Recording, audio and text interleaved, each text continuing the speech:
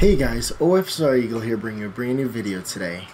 Today I want to share with you some thoughts about FFA and a really cool announcement. So the first thing that you'll see, probably if you look carefully on my screen, is that I am under the account OFSREagle, but with an I. This was my alt account, or it is my alt account, Snappish Basil. I since changed it just because I liked my name. Just something about it. But the reason why I'm on this account is because of my FFA ranking. If you guys remember from last season, I got my first champ 193 in FFA. Or I don't know if it was last season or the season before. I was really happy with that. And that was on my main account, OFSREagle. And since then, Joshua Menke over at 343 Industries has done a lot of changes to the progression system, the MMR system, much to the disliking of a lot of people, including me. I don't like how it's formatted. Basically, the more history you have with a certain account, the harder it is for you to change your MMR. Just plain and simple. And your MMR is what affects your CSR in a much more impactful way now than in seasons past. I would normally use my alt account to warm up before jumping on my main for FFA. It was just there just to have, you know, I didn't really care much about it. Overall, I would perform lower, perform not as well, I would place not as well with my alt account, and so this past season, or the season we're in FFA, I warmed up on my alt account, and I just did my 10 placement matches before jumping into my main account. Well, I placed at the highest you could for the season, Diamond 3. They changed it to where Diamond 3 is the highest you could place out of the 10 qualifying matches, and they lowered the threshold for champion from 1800 CSR, Onyx 1800, to Onyx 1500. So let's say there were no champions yet. The moment you cross into Onyx, you would get Champ 1. Let's say at 1505 CSR, and then let's say your friend gets 1506 Onyx, he would become Champ 1, you become Champ 2. The reason why they lower the threshold is because they lowered the qualifying threshold. Before, in seasons past, you could rank in at Onyx 1700. Well, I guess for some reason they changed it up and they made it the highest you could place is Diamond 3. Well, I did that, and I was doing really well. I've, in fact, on this account, OFSREagle with an I instead of the L. I beat almost every champ I've come up against, or at least placed no lower than third. I beat Champ 2, Champ 3 before on it. And I am very happy to say, and I wanted to share this with you guys, that I am officially, right now, Champ 95 in FFA on my alternate account.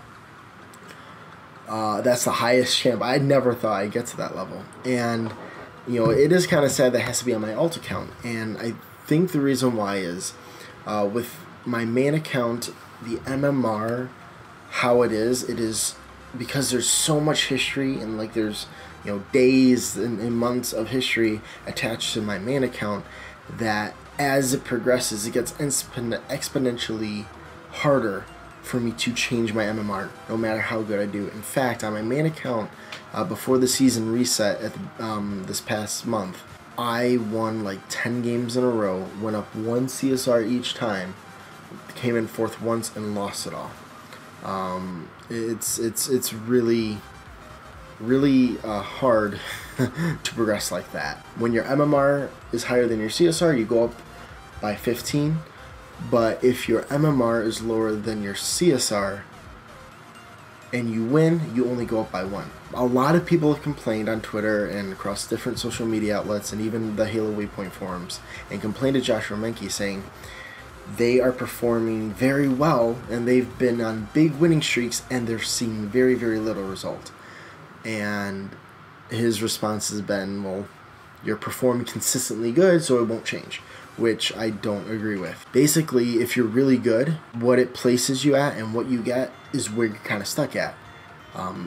If the algorithm expects you to win virtually every single time, it won't reward you for that. because you're performing as expected.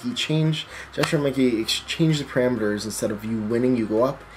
It's based on, basically the game makes a prediction at the start of a match who's going to win. Basically, 1st through 6th in FFA. You gain CSR or lose CSR based on that prediction.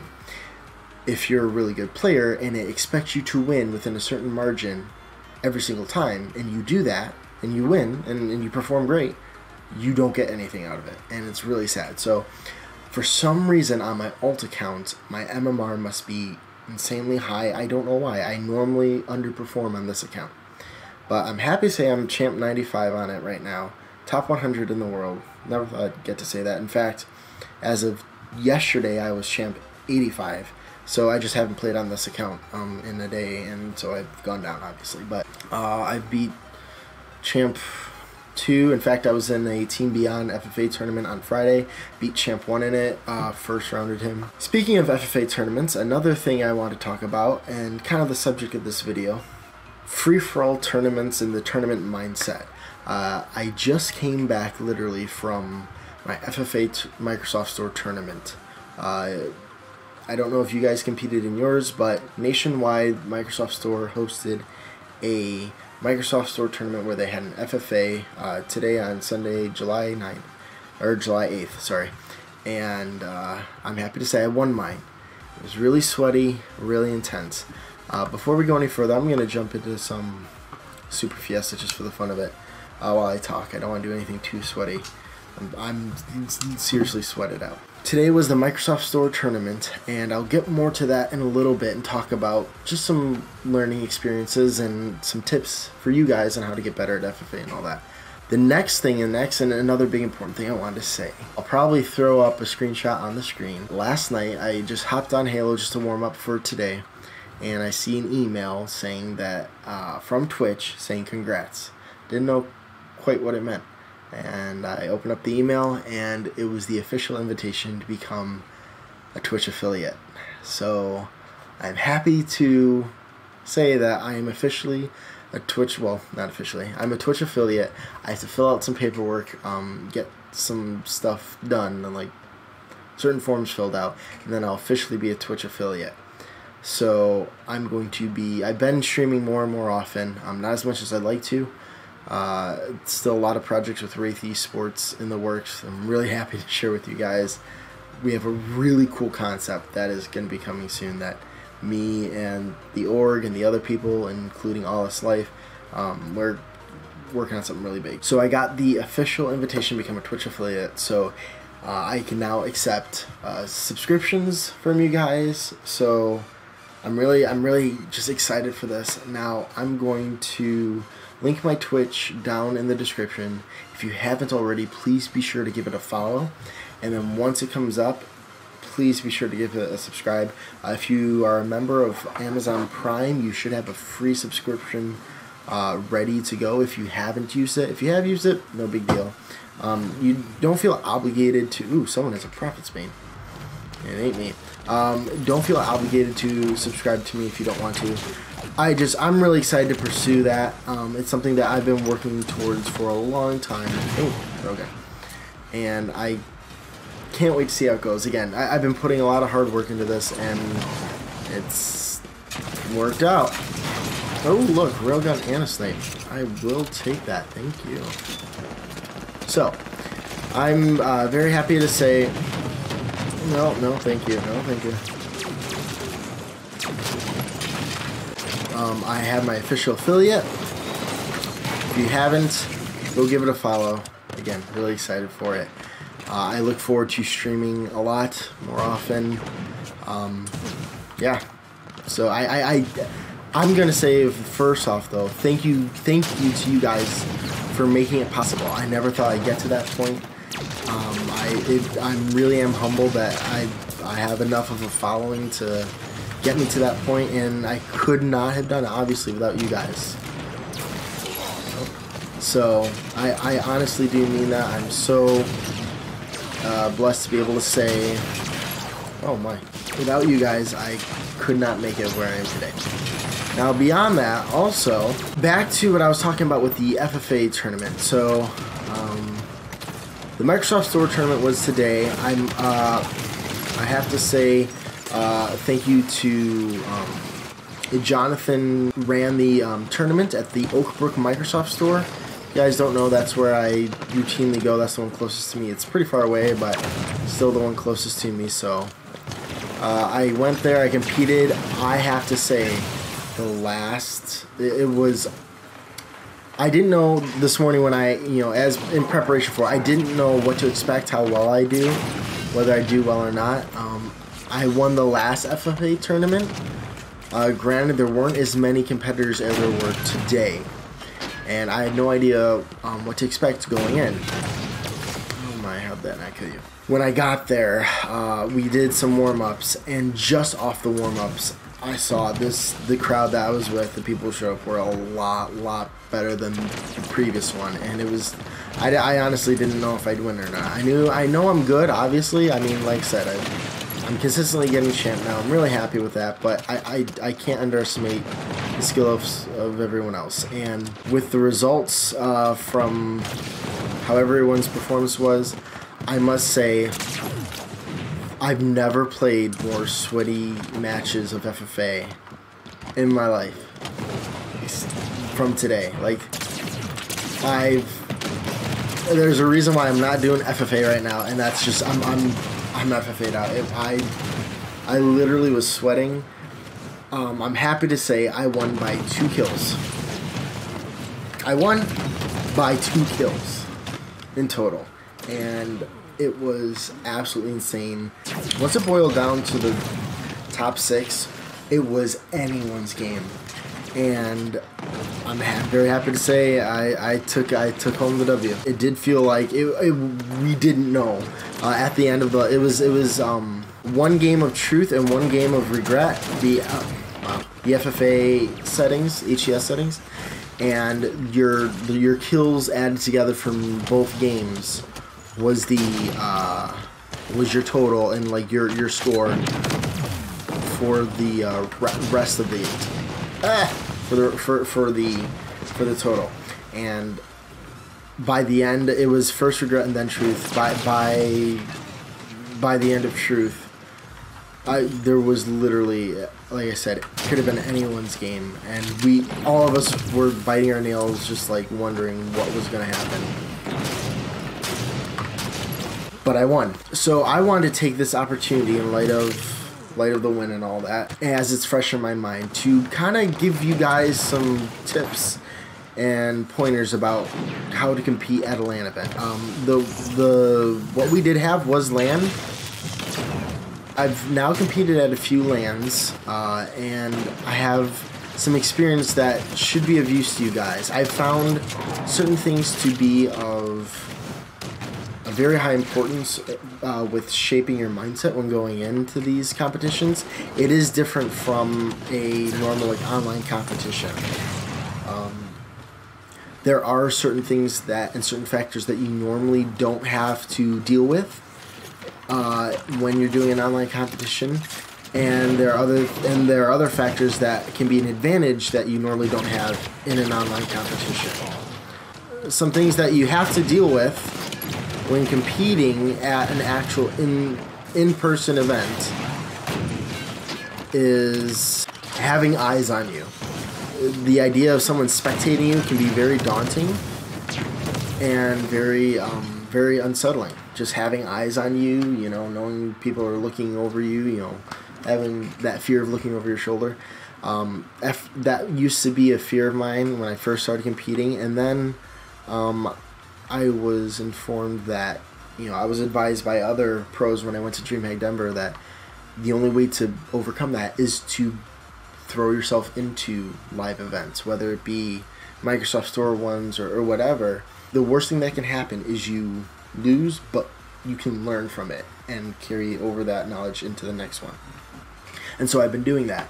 My first Microsoft Store tournaments I lost, came in dead last, the first 3 of them. And ever since that's been a slow climb, and now I've won my past 3 LAN events all in a row. And the first thing I can say is that learning how to get your brain past the concept of someone spotlight not really being on you, but someone watching you and kind of like looking at your screen as you're sitting there playing. You can get self-aware, but you have to ignore that. The other thing that you have to get over is external distractions. We have a big spectator screen at the Microsoft store that I compete in, and you'll see flashes of things, and you'll get these visual distractions, and then you have the commentator who's commentating the game. It can get really loud, you can get cheers and stuff, and that can all factor in. And you have to learn how to tune that out and how to become focused. I mean, these are things that, you know, pros on main stage have to deal with all the time, and they've learned how to just kind of block it out, and that's what it takes time to overcome that. And that's something you never have to deal with in sitting at home, you know, competing or playing. And another factor is getting comfortable outside of your comfort zone. That's a big thing that not a lot of people talk about. When you play at home, when you're in the spot that you normally always play in, it's very easy to get good and perform well in the place that you normally always play in, you know?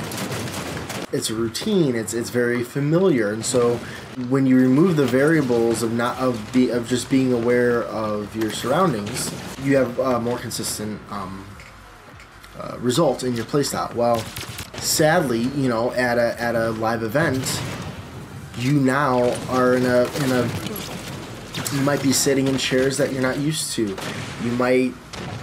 There's just so many like small little factors that can initially affect your gameplay. You not being comfortable with where you're at, and you know, your seats, the lighting, you know, the glare. It's just small little things that normally you don't take in, that you don't really think about, but in your first events they will have a big effect. And those are all negative things that can affect you. And the biggest thing that I can recommend to you is, as in your first events, and I'm just saying from personal experience, you know, even from today, like I said, they were very close matches. I wasn't sure if I was going to win or not, right? And the thing that helped me get through it, and in the last round, in the final round, both games, on both Regret and Truth, I had a very poor start. Eventually, after a little bit of it, it got to a point where I was kind of like getting very like frustrated, and you can get into this bad cycle of like feeding into like this frustration and getting overly aggressive because you're behind in kills. So you need to get more kills, and that will just lead into improper pushes and bad timing, and it's a bad cycle that just keeps feeding itself. So what will help you in these LAN events, or in almost any event, is to quickly identify when you're starting to repeat a bad cycle and you're starting to play overly aggressive, overly frustrated, things like that. What I can say is that when you can learn to be self-aware and be outside of yourself in the fact that you can learn to identify, remove yourself, and recognize and tell yourself, hey, I'm playing bad. What do I need to do to change it? And once you tell yourself that, then you need to focus on, I'd say, 3 things. Are you feeding the kills? Are you just giving the enemy players extra kills? If you are, stop that. Normally, you feed into, and especially in FFA, you feed into kills when you start being overly aggressive and start rushing in to try to clean up kills, and then you just end up becoming another body and stuff like that. So when that happens, I can definitely say, identify the fact that you're feeding. And once you are, then you can respond by purposefully reducing how visible you are, and not being so aggressive, not being so exposed on the map, not making yourself so open, and then that will kind of that'll be the first part in breaking the cycle. Now the next thing I can say is learn to remind yourself of the goal. One of the biggest things that was happening to me is when I was starting to I was having a bad slow start, I was starting to get kind of caught in the moment, oh, I need to get kills, So I had to remind myself of what I was actually, what is my goal? The phrase I kept repeating in my head was, finish your kills. If you start it, finish it. And once that happened, that changed my mindset. instead of me just landing shots and shooting, because there was one game I got 25 assists and came in third, and I recognized that is way too much, especially for free-for-all. I cannot be doing that. So instead of me shooting just to shoot and land damage, I was shooting to kill, and so finish out the kill. And so once that was in my brain, that changed that affected my movement, the plays I was making. And so I can tell you that one of the other biggest things you can do is remind yourself of the goal. That's ultimately the end goal. Finish out your kill. Don't start them just for someone else to wrap them up. If you do that, then you're gonna end up just again giving points to other people, and you're just gonna end up getting assists. The last point I wanted to make is identify. It's gonna be weird, and this is for FFA specifically, but be aware of the spawning cycle. So it's very easy, and this kind of goes into like don't feed into kills and stuff, but instead clean them up and finish them out. It's very easy with free-for-all to be once you start, like, let's say you get cleaned up and you die and you respawn, and especially with truth and regret, those two specifically, it is very easy for you to then rush out. You immediately kind of go out into the open because you want to make some progress, and you get caught in between two people in their gunfight and you end up dying. Okay, and you damage them a bit, and then you get the assist. The 6 seconds, spawn in again, and then you push out, and it happens again. There was a point when I was in 4th, and I turned around to 1st, and the reason why is because kind of a little bit before halfway through, because it was unlimited kills, 12 minutes.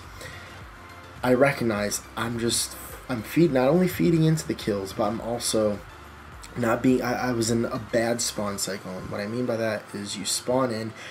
You rush and you just get caught in between a gunfight, and what you get is a lot of circular rotation. If you notice, especially in Truth and Regret, because they're symmetrical and they're circular, you either get a clockwise or counterclockwise rotation. Basically, kind of everyone kind of like moves. They progress, they get their kills, they move forward or they die, but it all has this you see this flow, right? And so if you spawn if you don't land your shot and you die, and you spawn in and move at the incorrect time, you're just gonna feed into right when there's a big engagement. You become collateral damage. Okay. The way to stop that is identify what's going on and go, okay, I'm just feeding into this. I need to stop. And so you don't move when you first spawn. You wait a minute, and you kind of recenter yourself and go, what's going on around me? Do I hear a gunfight? Is there stuff showing up on my radar? You'll find that you'll also hit a spawning sequence where you spawn and all the action's going on a little bit farther from you. And so you go to chase it, and by that time, everyone's already cleaned up or dead, and then you've just now sprinted all that way for nothing, and now you've kind of given up good positioning for that, and you either get killed, or now there's spawning on, because of spawn influence, they're spawning away from you, and there's gunfights going over there, and now it's this bad spawning sequence. So I had to recognize that, and I had to take a step back, not move, realize, okay, this is going on over here, that blocks off this part of the map, this is going over here, this means this is a positive spawn influence, let me start heading there and get ready. You may not get a kill initially, but you have to get ready, and then you start cleaning up kills. And then you can start identifying the spawning sequence of, okay, I just cleaned them up, there's a few dead, they're going to be over here, and then you can capitalize on that, and then you can resume that rotation, and then it's a good spawning rotation. Those are tips that I can say for that. Now, that's not exclusive to a LAN. What is exclusive to a LAN, or at least that last part wasn't. Something else that not a lot of people capitalize when competing at LANs is the fact that you are there with these people. You get to see some things that you would normally never get the chance to in an actual online competition, so to speak, alright? What I'm referencing is you get to watch their literal physical habits. You get to stay, that's one thing I do is, at the beginning of the match, if I'm not first up, I will sit back and just watch the players, and it's a few of them saying, oh, you're trying to see my playstyle.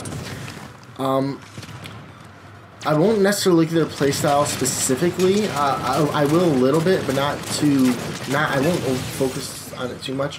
What I'll be looking at is their controller layout, how often they like wipe their hands, their facial frustrations, what you can read a lot about a person just by their response to a situation, whether it be good or bad. What I tend to do is, especially in LAN events, I just watch like how frustrated is this person, and then I correlate that with what happened on the screen, what made them frustrated, and so I can more easily identify their strengths and weaknesses. And so then when I'm playing, I don't want to play to their strengths. That's just feeding into them. I can then play on their weaknesses. So watching them, see if they easily get really wrapped up in a gunfight, and if, you know, again, these are things that you normally don't get to see in the middle of a online battle, right? But you get to see it in LAN. You get to see their reaction to distractions, so like visual and audio ones. There was one guy there today who would get really responsive, I'll say it like that, when there was a loud audio distraction, and he would like be really responsive to that. So what I did in you know, to capitalize on that is I would actually, once I was starting to identify, like, because you can the way it was, each person was like labeled in their tags and stuff. You know, because I'm always pyro. This one guy was always, his name was True. His service tag was True for some reason. When I was playing him, and I knew there was, like, let's say we were in a short little 1v1, and I saw, and I heard that there was an audio, like, distraction. I may not have been distracted by it. I mean, I registered it, but I didn't let it, like, actually affect me all that much. But I knew it affected him, and then I would even put more pressure on him, and it ended up working. And so the point I'm trying to make is you can use, sure, there's definitely an added pressure with being exposed for everyone to see and observe you and all that. But take it in and let it help you be even more focused and have I don't want to say tunnel vision, but even more determined on the goal at hand and on the finish line, right? And then use these in-person interactions that you wouldn't normally get anywhere else. Use that to your advantage. You don't normally get to see how people respond to an audio and visual distraction, but you can do that there, and then you also get to see not just those distractions, but their playstyle, their little ticks and their habits, and it'll just help you understand the player more. Like, when they get frustrated, you can't see another person get frustrated in game, but when you can see in real life them get frustrated, you can then see what they do with that frustration. Do they get overly aggressive, or do they become super reclusive as to not, like, give up anything when they don't need to? Like, so you can use all that to your advantage. These are all things that, just in my time playing, at these LAN events, and now winning my, this is my first FFA. I won one last FFA I won, but I can definitely say this was by far the hardest. And honestly, the top three things that kept me in was being aware of my opponent, being aware of how I'm contributing. Oh, that's no way. Contributing to how the match is going, and then being focused on the goal at hand. Let it be simple. Don't be over, like, oh, I need to make sure I'm, like, capitalizing on these power-ups and stuff. Be fluid and be adaptable. Be ready to tell yourself, what am I here to do? Here to get a few kills. Like, I'm here to finish out my kills. Just keep getting kills. And that's what I had to keep telling myself. And then that helped me refocus on what I needed to do. So I share that with you guys so that you guys may have a better performance in your FFAs, I can just tell you that these things work. I started off really bad, and it helped me.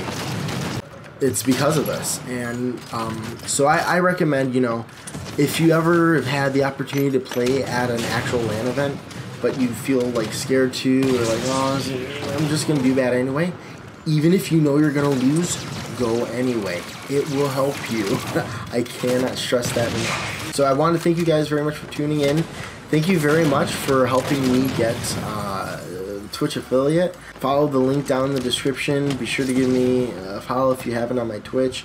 Even if a sub if possible. That would really benefit me. It helps me. It helps me bring more of the content that I love to bring to you guys more often. I can definitely say that for sure. And so with that being said, thank you guys very much for tuning in, and I will see you guys in the next one. Peace. Can I finish out this kill? Yeah, there we go.